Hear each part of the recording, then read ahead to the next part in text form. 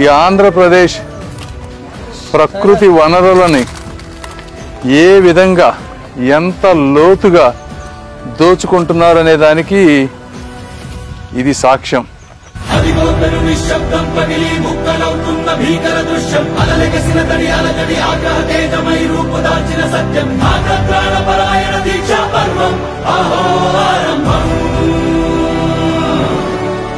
ఇదంతా assigned land అంట, ఇవ్వకపోతే కేసులు పెడుతున్నారంట, బలవంతంగా తీసుకొని చేస్తున్నారు. చూడాలి, మీరు అందరూ ఆంధ్ర ప్రజలందరూ చూడాల్సిన విషయం ఇది. ఆయన దళితులకి న్యాయం అని చెప్పి ఏ విధంగా వాళ్ళ రక్తం తాగుతున్నారనే దానికి ఇది ఉదాహరణ. స్వర్ణయుగం నుంచి ఒక రాతి యుగంకి మనిషి వెళ్తాడు అనే దానికి ఇది పక్కా ఉదాహరణ.